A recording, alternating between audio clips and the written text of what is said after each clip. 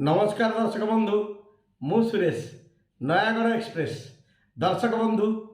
आज पुणी थे गोटे भिन्न प्रसंग में आप सामना को आसी कथा हूँ सरकार गाइडलाइन कहाँ केते निज इलेक्शन केमी गाइडलाइन आउ लोकों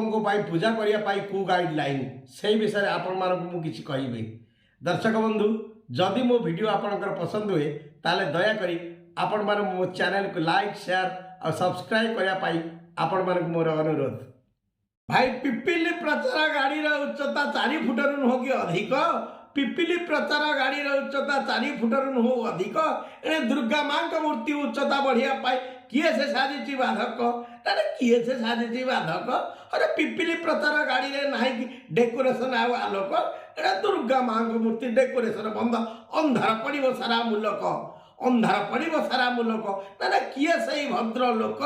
एमती नियम केमी कले से देखाती बड़ चालाक से देखाती बड़ चालाक अरे प्रचार गाड़ी डेकोरेशन कर पिपिली सारा बुलती कोरोना कहार पाख माड़बनी नेता दिह को दिह लगती एटा मूर्तिर उच्चता टिके बढ़िले बढ़ीज काले कोरोना अरे से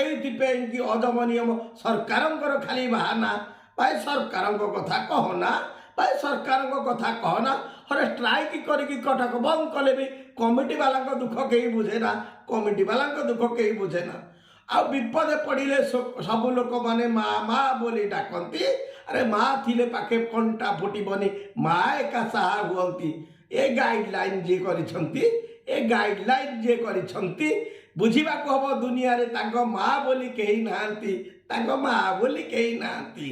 आ मूर्ति छोट हो बड़ हो बा माँ सब बड़े माँ